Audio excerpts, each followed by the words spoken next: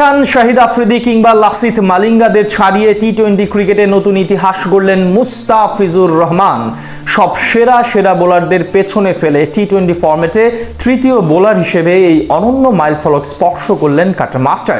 লঙ্কানদের বিপক্ষে সিরিজ রক্ষার মিশনে নেমে এই রেকর্ড গড়েন তিনি। সব সেরা বোলারদের ছাড়িয়ে মুস্তাফিজের গড়া ইতিহাস নিয়ে বাকিটা জানবো রিপোর্টে। বাংলাদেশের কাটার মাস্টার মুস্তাফিজুর রহমান আবারও প্রমাণ করলেন কেন তাকে বলা হয় ব্যতিক্রমী।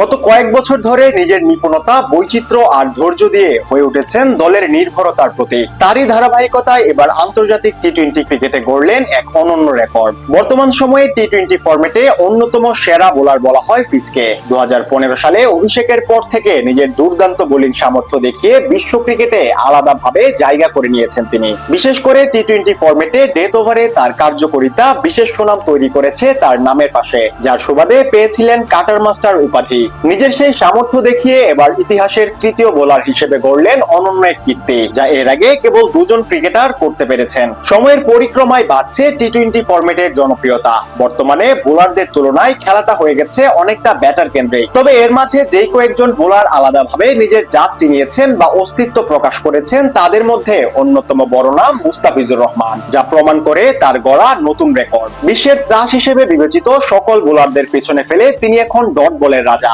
আন্তর্জাতিক টি-20 ক্রিকেটে এখন পর্যন্ত 108 ম্যাচ খেলা এই পেসার বল করেছেন মোট 2320টি।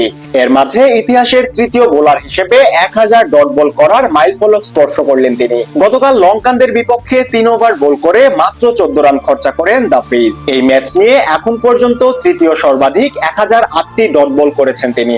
এর আগে এই মাইলফলক স্পর্শ করেছিলেন কেবল বাংলাদেশের সাকিব আল হাসান এবং নিউজিল্যান্ডের টিম সাউদি। 2745টি বলের মাঝে 1078টি বলে কোনো রান দেননি সাকিব, আর টিম সাউদির ডট বল করার সংখ্যা 1138টি। এদিক থেকে মুস্তাফিজের পেছনে আছেন English leg spinner Adil Rashid. তিনি সর্বমোট ডট বল করেছেন 960টি, আর রশিদ খান করেছেন 904টি।